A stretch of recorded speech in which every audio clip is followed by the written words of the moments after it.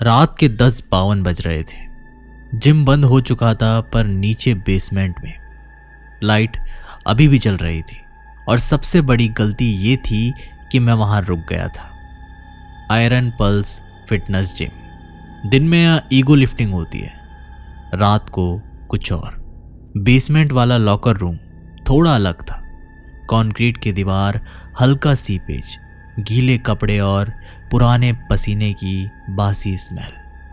और एक अजीब सी चीज, यहां रात में आवाज सीधी नहीं आती, थोड़ी टेढ़ी आती है, जैसे कोई रिपीट कर रहा हो, पर थोड़ा देर से।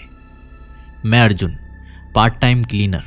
पैसे की जरूरत थी, पर मुझे पहले हफ्ते ही समझ आ गया था कि इस जगह का लास्ट कंसर्न नॉर्मल नहीं है। जिम में एक और बंदा था, इमरान, नाइट ट्रेनर। उसने पहले दिन ही मुझे बोला था, बेसमेंट के लास्ट 6 लॉकर को 10:30 बजे के बाद मत छेड़ना, मेंटेनेंस इशू। मैंने मजाक में पूछा। उसने सीधा जवाब दिया, नहीं, वहां हवा ठीक नहीं लगती।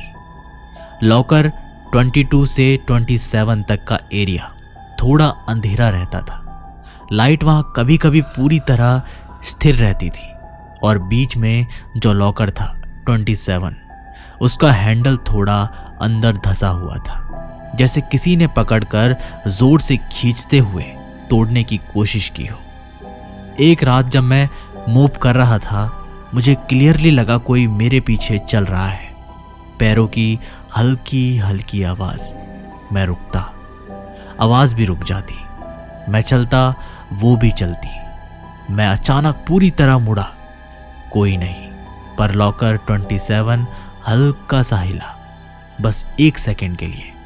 दूसरा इंसिडेंट, एक दिन सुबह जब स्टाफ आया, लॉकर रूम में पानी गिरा हुआ था, जैसे किसी ने नहाकर बिना साफ किए छोड़ दिया हो। पर रात को लास्ट बंदा मैं था, और अब बिल्कुल सूखा था। और सबसे अजीब, लॉकर 27 के नीचे पानी जमा था, पर ऊपर से लॉकर बिल्कुल बंद था, जैसे पानी अंदर से बाहर निकला हो। तीसरा इंसिडेंट, एक लड़का था, निखिल, नया मेंबर, जुनूनी टाइप, रोज लेट रुकता। एक दिन वो सीधा मेरे पास आया और बोला, भाई तुमने नोटिस किया है, यहां रात को कोई और भी होता है। मैं हल्का सा हंसा, सिक्योरिटी होगी? वो सीरियस हो गया, नहीं भाई, लॉकर के अंदर से सांस आती है। फिर वो रात आई जब सब बदल गया। निखिल चेस्ट वर्कआउट कर रहा था, 11 बज रहे थे। मैंने कहा बंद करो। वो बोला, लास्ट सेट है भाई।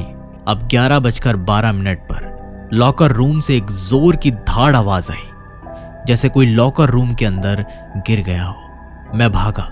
निखिल लॉकर 27 के सामने खड़ा था, उसका हाथ हैंडल पर और उसकी आंखें फटी हुई। इसने मुझे बुलाया, वो धीरे से बोला। उसने लॉकर खोल दिया। अंदर अंधेरा नहीं था, अंदर गहरा चिपचिपा अंधेरा था, जैसे हवा गाड़ी हो। और फिर अंदर से एक आवाज आई, खांसी की, पर सिंपल खांसी नहीं, वो खांसी जो फेफड़ा फाड़ दे, वो खांसी जो आखिरी स्टेज में इंसान को तोड़ देती है। निखिल पीछे हटने लगा, पर उसके पैर फिसल गए और वो सीधा लॉकर के अंदर घुटनों के बल गिर गया। मैं भागा उसे पकड़ने, पर उस वक्त मैंने देखा लॉकर का साइज बढ़ रहा था, मेटल खिंचकर फैल रहा था। अंदर एक लंबी सुरंग खुल रही थी, और उस सुरंग में लोग, बहुत सारे लोग, जिम के कपड़ों में, कुछ पुराने स्टाइल के, कुछ नए, सब झुककर खड़े, जैसे जगह कम हो। सबकी आंखें काली और सब सांस ले रहे थे एक साथ, भारी गीली घुटती हुई सांस। उन सब के बीच एक लंबा सा आदमी खड़ा था, हड्डियां बाहर निकली हुई, स्किन चिपकी हुई, आंखें काली। वो सीधा मुझे देख रहा था और उसने बोला, रैप्स कंप्लीट नहीं हुए। उसकी आवाज एक नहीं थी, कई लोग एक साथ बोल रहे थे।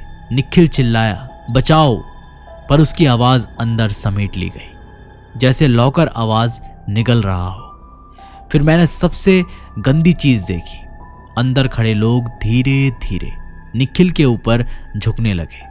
उनकी गर्दनें अस्वाभाविक दिशा में मुड़ रही थी, जैसे हड्डी टूटकर गलत जगह जोड़ दी गई हो, और सब एक साथ उसकी सांस खींचने लगे जैसे ऑक्सीजन चुरा रहे हो। निखिल का शरीर पतला होने लगा जैसे हवा निकल रही हो। उसकी आंखें अंदर धंसने लगी और उसने लास्ट में बस इतना बोला, जगह कम है। फिर वो चुप। उसका शरीर अंदर खींच लिया गया। लॉकर नॉर्मल साइज का हो गया, बंद, जैसे कुछ हुआ ही नहीं। अगली सुबह पुलिस आई, सीसीटीवी चेक हुआ। फुटेज में सिर्फ मैं दिखा। मैं लॉकर के सामने खड़ा, हवा में बात करता हुआ। निखिल कहीं नहीं। 2 हफ्ते बाद इमरान का कॉल आया।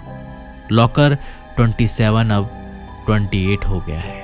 मतलब नंबर बदल गया पर निशान वही है। 3 दिन पहले मुझे एक अननोन नंबर से कॉल आया। बैकग्राउंड में जिम का हल्का म्यूजिक और भारी सांस की आवाज।